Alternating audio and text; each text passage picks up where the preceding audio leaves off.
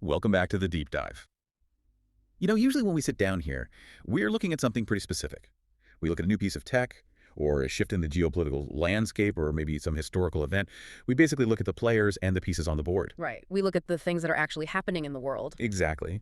But today is very different. I was going through this source material you sent over, this slide deck called the Infinite Arena, and I realized we really aren't looking at the pieces today. We are looking at the board itself. That is a very astute way to put it, actually. We are looking at the literal stage where reality plays out. The full title of the source material is The Infinite Arena, the mathematical architecture of quantum reality. And honestly, it sounds a little bit like we are about to enter the Matrix. It definitely has that vibe, doesn't it? Completely. I mean, I opened this file, and instead of bullet points about quarterly earnings or, political polls, I am staring at these glowing wireframe spheres and equations floating in black voids. There are vectors shooting off into nowhere. It is incredible striking, but it is also, it's intimidating. It is striking, yes. Yeah. And the Infinite Arena is a very apt title for what we are going to cover. We often talk about quantum computing in the headlines, right? And usually the narrative you get is just, oh, it's faster computing. Right. That is the standard pitch. You take a supercomputer, you give it a double shot of espresso, and suddenly you can crack your passwords 1,000,000 times faster. Precisely. And that is entirely wrong, or at least it's missing the point entirely. Quantum computing is not about speed. It is about geometry. Geometry? It's about a completely different structural guide to how information actually exists in the universe. Our mission today is to walk through what physicists call Hilbert space. Hilbert space.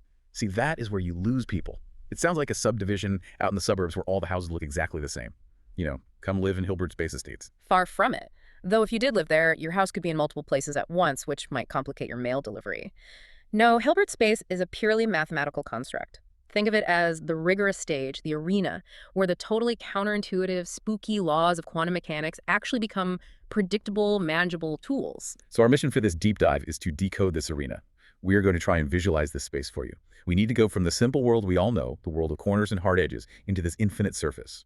We need to learn the grammar of this space and eventually figure out how we can actually tame this mathematical monster to build things like 7G networks or AI that actually understands irony. It is a journey from the discrete to the continuous, from the pixel to the painting, basically.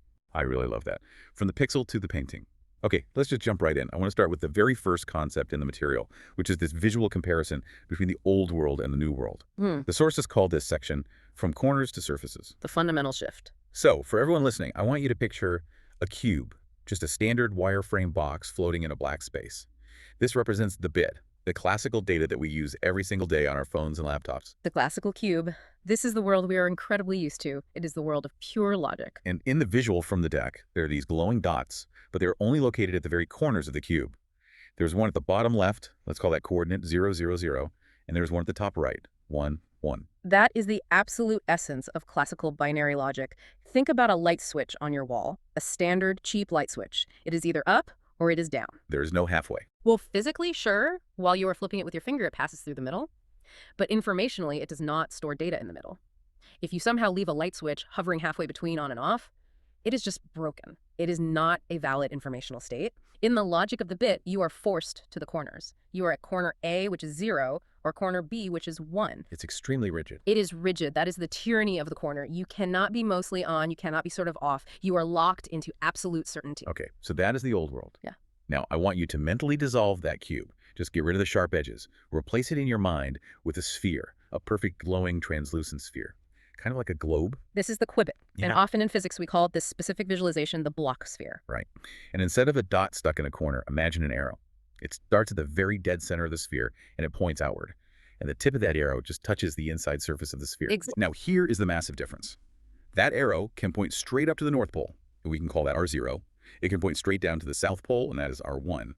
But it can also point to Brazil. It can point to Brazil. It can point to Iceland. It can point to a random spot in the middle of the Pacific Ocean. You can point literally anywhere. Anywhere on the surface.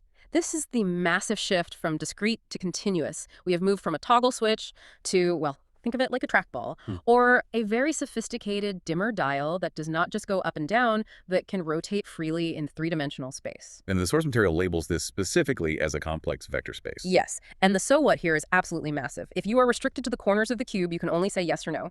But if you have the entire surface of the sphere at your disposal, you aren't just storing a 0 or a 1, you are encoding information in the angle. You are encoding it in the precise direction of the arrow. You have moved from a limited set of exactly 2 options to an infinite canvas. That is such a great way to put it, an infinite canvas. But I have a bit of hesitation here. An infinite canvas sounds messy. If data can literally be anywhere on this sphere, how do we ever find it? How do we organize it?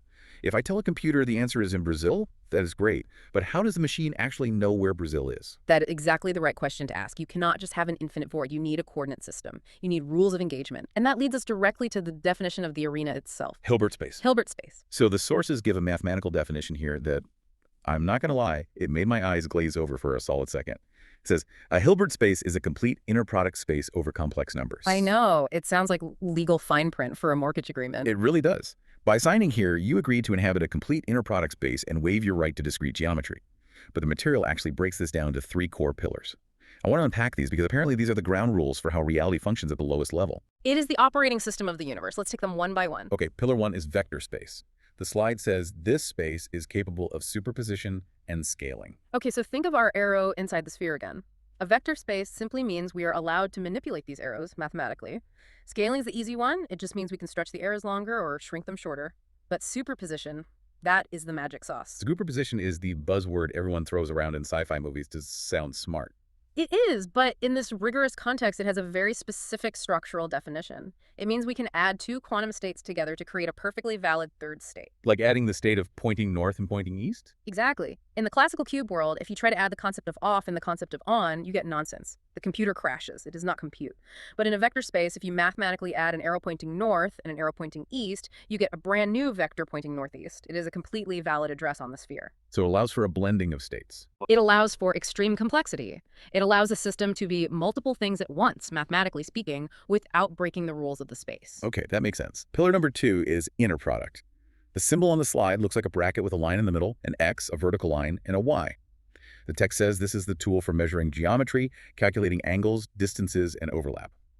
This is incredibly crucial. If I just handed you 2 arrows floating around in a dark, empty void, how do you know how they relate to each other? Are they close together? Are they far apart? Are they pointing in generally the same direction? You need a ruler of some kind. You need a ruler and you need a protractor. The inner product is that mathematical tool. It calculates the relationship between 2 different states in the arena. It measures the overlap. Yes, keep that specific word in your pocket. Overlap.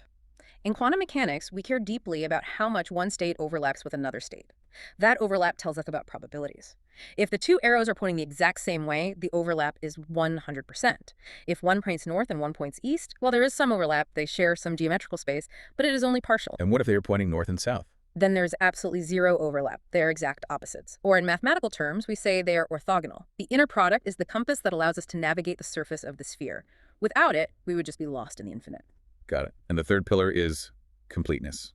This one honestly sounds weirdly reassuring. The slide says it is a continuous space with no gaps, ensuring calculus and limits function correctly. This is the mathematical safety net for the universe. Imagine you were doing a calculation, you were tracing a path along the surface of that sphere, slowly moving your arrow from Brazil up to Iceland, and suddenly, you hit a hole. A hole in the sphere. A literal missing pixel in reality. A coordinate that just mathematically does not exist. That would be pretty bad. It would be catastrophic for physics as we know it. Completeness is a mathematical guarantee that if you zoom in infinitely on the surface of this arena, there are no missing numbers. The fabric of this mathematical reality is perfectly smooth and unbroken. So the math doesn't just spontaneously crash. Exactly. It ensures that calculus actually works. Calculus is entirely the study of smooth, continuous changes. If reality had microscopic holes in it, you could not do calculus. You could not describe motion or change over time. The physics would just fall apart. So Hilbert space gives us this seamless, measurable, completely flexible arena to work within. Okay, so we have built the arena. We have this perfect, smooth, measurable sphere. Now that we have the stage set, we need to meet the actual actors on the stage. The source introduces this concept next, the unit vector. Right, here we get into the specific equation that describes the arrow itself. We have a pretty big equation on this slide in the notes. It says a weird-looking bracket symbol with a pitchfork inside equals alpha times 0 plus beta times 1. I see the Greek letters alpha and beta. What exactly are they doing in there? Okay, so remember we said our arrow can point somewhere between 0 and 1. Alpha essentially tells us how much of the 0 state is present in our overall state, and beta tells us how much of the 1 state is present. So if alpha is a huge number and beta is a tiny number, we're pointing mostly towards 0. That is the basic idea, yes. But here is the major catch, and this is where people often start getting headaches. Alpha and beta are not regular numbers. They are complex numbers. Complex numbers. So we were talking about imaginary numbers, the square root of -1. Yes. They have a real part that we are used to, and an imaginary part. We cannot easily visualize that imaginary part in our standard 3D space, but it is absolutely essential for the math of quantum mechanics to actually work out. And there is a very strict rule attached to these numbers on the slide. It's called the normalization condition. The math says the absolute value of alpha squared plus the absolute value of beta squared must equal exactly 1. This is the absolute law of the land in Hilbert space. The sources translate this equation into plain English as the total probability of the system must always equal 100%. Think about it conceptually for a second. If I ask you, where is the electron right now? You might not know exactly. It might be over here, it might be over there. It is in a superposition. Right. But you know with absolute 100% certainty that it is somewhere. It hasn't just vanished from existence. Right. It hasn't popped out of the universe entirely. It is like a pie. Hmm. I can slice the probability pie however I want. I can give 70% probability to alpha and 30% to beta, but I cannot have 110% of a pie. And I cannot have 50% of a pie if the pie actually physically exists in the oven. Exactly. That is precisely why we call it a unit vector. The length of the arrow, if you calculate it using a sort of multi-dimensional Pythagorean theorem, is always exactly 1. It represents the total unity of probability. No matter where that arrow points on the surface of the sphere, the actual length of the arrow never changes. That feels oddly philosophical to me, the certainty of existence. Quantum mechanics becomes deeply philosophical when you really start looking at its fundamental structure. It says that reality is robust at its core. You can scramble information, you can hide it in complex phases, but the total amount of probability in the closed system is perfectly conserved. You simply cannot delete existence. You cannot delete existence. I really like that. Okay, so we have the unit vector, we have the arrow. Now we need to learn how physicists actually write this down, because clearly they aren't drawing glowing blue spheres on cocktail napkins every time they need to do a calculation. They have a specific shorthand. Yes, they do. The grammar of the arena. This section of the deck is titled Dirac notation. Named after Paul Dirac. He was one of the absolute towering giants of 20th century physics. I read somewhere recently that he was famously quiet, like absurdly quiet. Oh, incredibly so.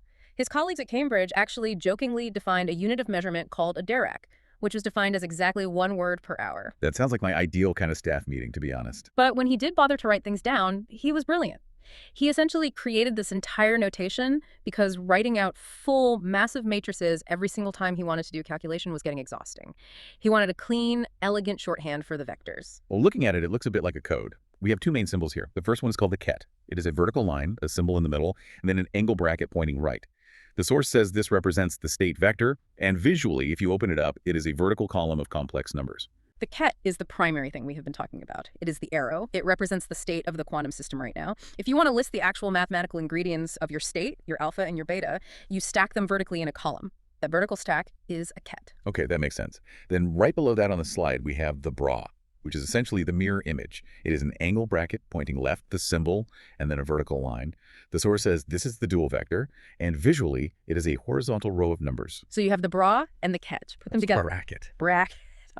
Oh my God, are you serious? Yes. Even the silent genius Paul Dirac apparently enjoyed a really good pun. That is a dad joke of the absolute highest order.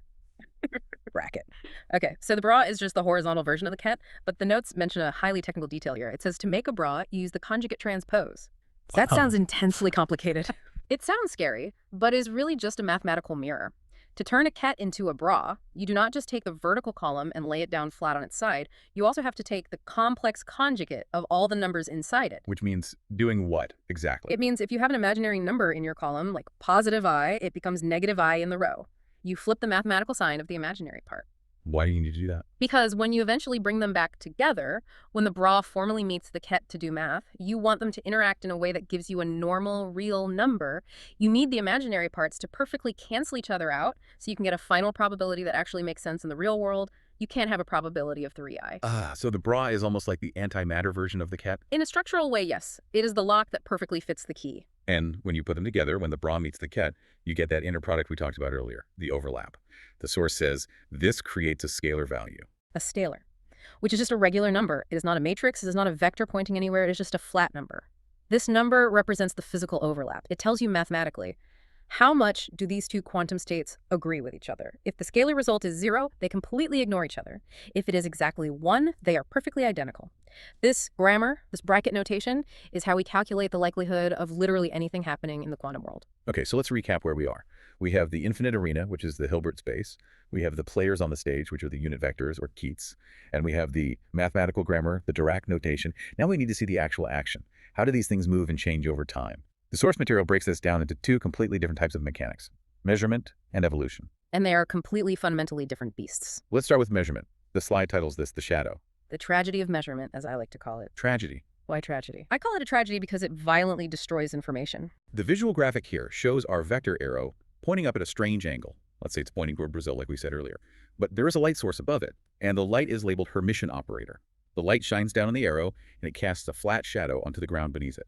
The shadow projection is just the perfect metaphor here. Think about Plato's cave from philosophy. You have this incredibly rich, complex, three-dimensional object, but you are restricted to only seeing the flat, two-dimensional shadow it casts on the wall.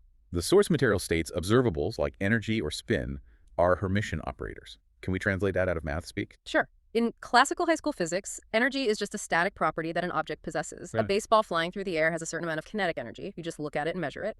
In quantum mechanics, energy or spin or position, these are not just static properties. They are mathematically represented as operators. An operator is essentially a machine. It is an active interrogation device. So you do not just passively check the energy. You have to actively run the quantum state through the energy machine. Exactly. And the Hermitian operator is the strict mathematical name for that specific interrogation machine. And here is the truly vital key to all this. The quantum state itself is complex, right? It has those imaginary numbers, the square roots of -1 we talked about. But have you ever looked at a thermometer or a voltmeter in a lab and seen a reading of 3 + 2 I volts? No, I see 5 volts or 12 volts. You see real numbers. The Hermitian operator acts as a physical translator. It takes the deeply complex imaginary ghost language of the quantum state and forces it to translate into a real eigenvalue. An eigenvalue is just the actual tangible number we can read on a screen in the laboratory. So the Hermitian operator is the bridge between the quantum matrix and our real world. Precisely. But crossing that bridge comes with a terrible cost. Collapse. The text says the state vector violently snaps to the axis of the shadow. This is the vandalism I was talking about. Before you actively measured it, the vector was this beautiful, complex arrow pointing to Brazil. It held the possibilities of north and south, east and west, all simultaneously in superposition. But the moment you measure it, the moment you force the universe to answer the question, are you north or are you south? It has to make a choice. It snaps. It physically and mathematically snaps to the axis of the question you ask. It literally becomes the shadow. If you measured it and the answer was north, the vector is now forever pointing north. All of that rich, complex information about how much it was pointing east or west or toward Brazil, gone, deleted from the universe. That is the famous collapse of the wave function. Yes. The act of measurement forces the smooth, continuous quantum probability to immediately choose a specific, discrete, hard reality. It is a violent mathematical act. Wow. Okay, so if measurement is a violent snap or a crash, the very next slide offers a much more peaceful alternative. Mechanics 2. Evolution. Evolution is the gentle path of nature. The visual here shows the arrow moving smoothly along the surface of the sphere. It is not snapping or casting a shadow. It is just gliding from point A to point B. The source specifically calls this rotation. When a quantum system is completely isolated and left alone, when we are not actively poking it with our measuring devices, when we are not interrogating it with Hermitian operators, it evolves naturally over time. And that natural evolution is mathematically described as a perfectly smooth rotation within the Hilbert space. The source introduces a new term here, unitary operators, represented by the letter U. And it highlights a golden rule. Unitary operators always preserve the inner product and the length of the vector. Remember our unit vector rule from earlier? The length of the arrow must always be exactly 1. Unitary operators are mathematical machines that promise to never ever change that length. They will spin the sphere, they will rotate the arrow through incredibly complex paths, but they will never stretch it and they will never shrink it. So the probability pi always stays whole. Exactly. And because the absolute length is preserved, and because the geometric angles between different states are strictly preserved relative to each other, this implies something profoundly deep about the universe. The source mentions it at the bottom. Information is never lost. It says merely rotated to new coordinates. This is a massive, massive deal in theoretical physics. If you take a physical book in the classical world and you throw it into a fire, the information in that book feels entirely lost. It turns into ash and smoke. But in quantum mechanics, if the burning process is strictly governed by unitary evolution, the information from the book is technically still there. It has just been mathematically rotated into a state of smoke, ash, and heat that is incredibly unfathomably complex for us to read.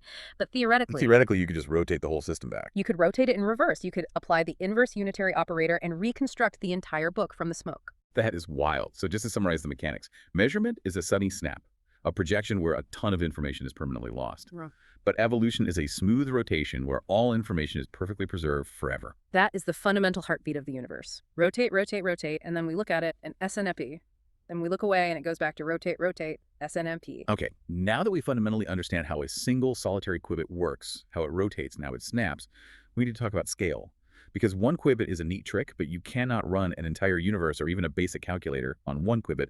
The next major section is ominously titled the exponential explosion. This is where things get genuinely scary from a math perspective. And honestly, this is the entire reason we care so deeply about building quantum computers. The diagram here shows the math of what happens when you start adding more qubits together.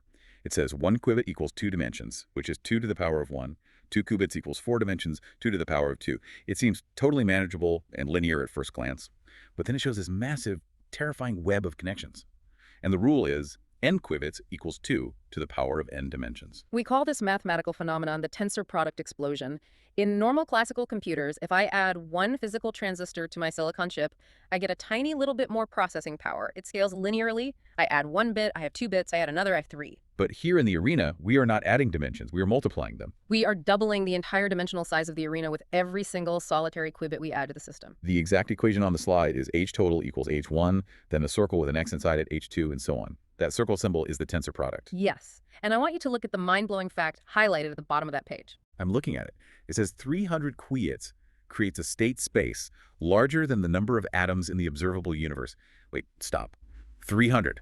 That is it. Just 300. 300 is a tiny, tiny number. I literally have more than 300 unread emails in my inbox right now. But 2 to the power of 300. That is a number so unimaginably large that it vastly exceeds the estimated number of fundamental particles in the entire observable universe. So let me make sure I'm getting this straight. If I have a theoretical quantum computer sitting on my desk with just 300 perfect qubits inside it, to describe the current state of that machine using standard classical numbers, I would need to write a number on every single atom in the universe, and I would still run out of atoms before I finished writing down the state. You would run out of universe long, long before you even made a dent in describing the state vector. That is just mathematically absurd.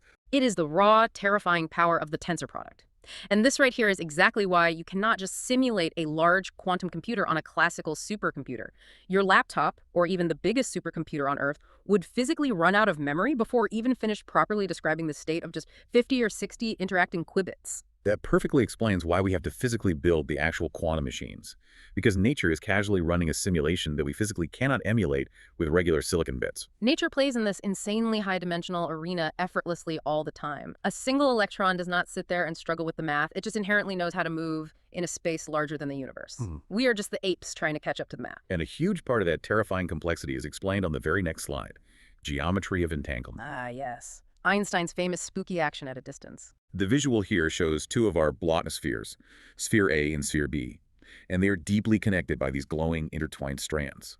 And right in the middle of the connection, there is a pair of scissors with a big red circle and a slash through it, in nu sign. Meaning you absolutely cannot cut the link. The source material specifically defines entanglement as non-separable states. This ties right back to our tensor product explosion. Usually, in our normal macro world, you can easily separate things. You can say this coffee cup is sitting right here on the table and that microphone is sitting over there on the stand.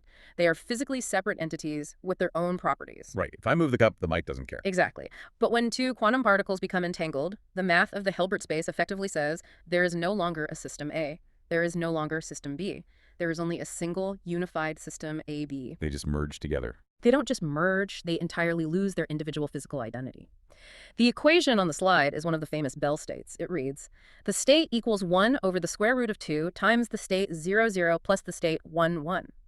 Do you notice something really odd about how that is written? It is 0, 0 plus 1, 1. There is no state 1. Exactly. It does not say particle A is 0 and particle B is 1. It says both particles are 0 or are both particles are 1. They are completely locked together geometrically. If you measure particle A and find it pointing to 0, particle B is instantly and definitively 0. Not because a secret radio signal traveled between them through space, but because mathematically they are the exact same geometric object in the arena. The source underlines this phrase. Geometry is global, not local. That is the entire key to quantum weirdness. In our daily life, geometry is strictly local. My space is right here, your space is over there across the table. But in Hilbert space, an entangled state is a single, massive geometric object that physically spans across the dimensions. You literally cannot describe one corner of this object without simultaneously describing the other. That scissors icon makes perfect sense to me now. If you try to cut them apart to explain them separately, you completely break the reality of the state. It is like you are trying to describe a handshake by only looking at one person's hand. It just doesn't work. The concept of a handshake requires both hands. Precisely. You cannot factorize a handshake. So we have this massive, explosive, deeply entangled monster of a mathematical space. How do human engineers actually do anything with it without their heads exploding from the math?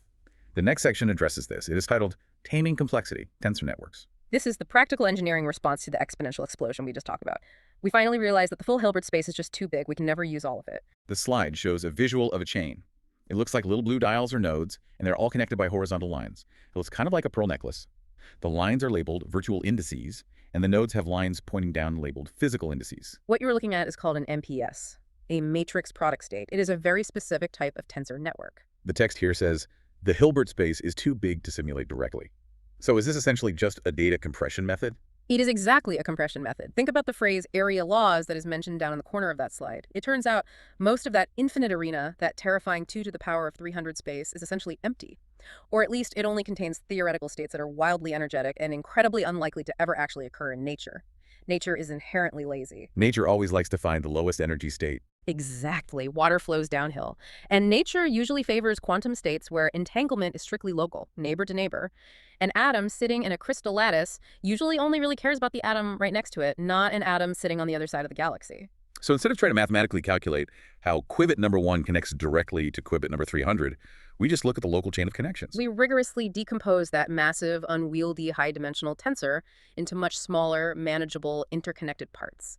We purposefully focus our limited computational power only on the relevant entanglement that actually affects the physical system. Is there a good real-world analogy for this compression? Have you ever thought about how a JPEG image actually works? A JPEG on a computer? Not really. A raw, uncompressed image file from a camera is huge. Every single pixel on the sensor has perfect, unique color data.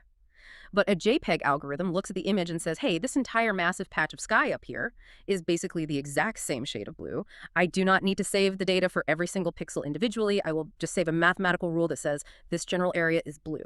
So it throws away the granular data that your eye can't even see anyway. Tensor networks do the exact same thing for quantum physics. They systematically throw away the complex entanglement data that doesn't actually matter to the low-energy physics we are trying to study. It is literal data compression for reality. It allows classical computers to simulate quantum systems that would otherwise be mathematically impossible to touch. Okay, so we have theoretically tamed the monster. We have the rules, we have the compression algorithms. Now, what do we actually build with all this math? The source material lists 3 major real-world applications, and I want to spend some real time here because this is where the theoretical rubber finally meets the road. First up on the list, the quantum neural network, or QNN. This is where we start merging the weirdness of quantum mechanics with the power of artificial intelligence. The diagram on this slide shows a network of spheres, which I assume are qubits, connected by lines that are labeled unitary gates. It breaks the whole process down into 3 distinct steps. Step 1 is the feature map, step 2 is the ansatz, and step 3 is optimization. Structurally, this mimics a classical neural network, like the massive models that currently run things like ChatGPT. Obviously with a massive quantum twist. The feature map is the intake valve. It takes your boring classical data, let's say a digital picture of a cat, and it physically encodes it into the Hilbert space. It takes the cat and puts it in the arena. It mathematically maps the pixel data of the cat onto the infinite continuous surface of that high-dimensional sphere we've been talking about. Then we hit step 2, the ansatz. The source text calls this a parameterized circuit rotation, and it puts the word weights in big quotation marks. In a standard classical AI, the weights are literally just flat numbers you multiply by. You tell the computer, multiply this pixel's value by 0.5. In quantum AI, the weights are actual physical rotations in the space. You are telling the system, how much do I rotate this specific qubit? How much do I geometrically entangle these 2 neighboring qubits? So the actual machine learning process is just the computer trying to figure out the single best sequence of rotations. Exactly. You are literally tuning the geometry of the space until it gives you the right answer. And the main key benefit is highlighted in big yellow text here. It says high-dimensional expressibility. This is the massive aha moment for quantum machine learning. Classical AI constantly struggles to see subtle patterns in very complex high-dimensional data because it fundamentally has to flatten things out to calculate them. It squashes the data down to fit on a traditional chip. It squashes it, and in doing so, it loses relationships.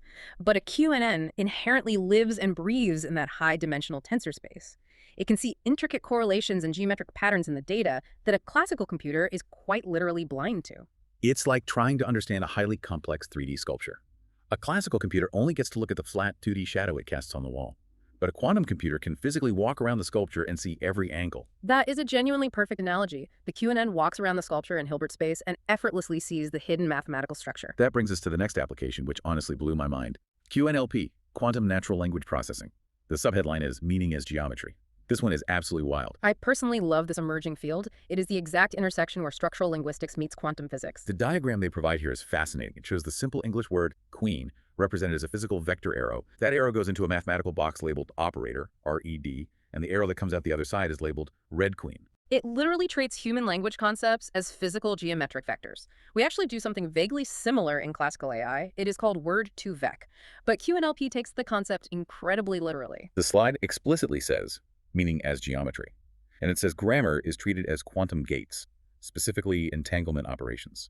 Think about how a sentence structurally works. Take the phrase, the Red Queen. The word red is not just a static noun, it is an adjective. Its entire purpose is to modify the word queen. It physically changes the state of the queen. Yes. In QNLP, the concept of queen is a state vector resting in Hilbert space. The concept of red is an operator. It acts exactly like a unitary rotation. It mathematically acts on the queen vector to permanently transform it into the brand new red queen state. So in this framework, grammar is not just a set of arbitrary rules we learn in school. It is a literal physical force in the mathematics. Grammar is the circuit. The verbs physically entangle the nouns. When I say a sentence like, the dog chases the cat, the verb chases creates a real mathematical entanglement between the dog vector and the cat vector within the network. That is seriously mind-bending. You are quite literally modeling the semantic flow of human language using the geometric flow of quantum mechanics. And because you are doing that, you can mathematically process things like meaning and context. You can start to capture highly nuanced concepts like irony or deep sarcasm. Sarcasm depends entirely on context, which is effectively entanglement. The quantum system handles that web of context much better than classical, rigid, linear logic ever could. Okay, the last application listed is optimization at scale, specifically applied to 7G networks. And I have to point out, we're not even really on 6G yet, are we? Physics and engineering are always looking a decade or two ahead of the consumer market. The visual for this one is a futuristic cityscape. There are glowing lines continuously connecting everything in the picture. Satellites in orbit, autonomous drones in the air, cars on the street, cargo trucks. The text calls it space-air-ground-sea integration. From a purely mathematical standpoint, this is a routing nightmare of epic proportions. Imagine trying to actively coordinate a million autonomous drones and self-driving cars so they never crash into each other, while simultaneously maintaining a perfect, unbroken 7G data signal, while constantly handing off massive packets of data between low Earth satellites and local cell towers. The source text says, quantum algorithms search the vast Hilbert space of routing configurations instantly. Instantly is the ultimate holy grail here. In classical computing, if you have a million cars and you need to optimize their routes, checking every single possible route combination one by one would literally take longer than the current age of the universe.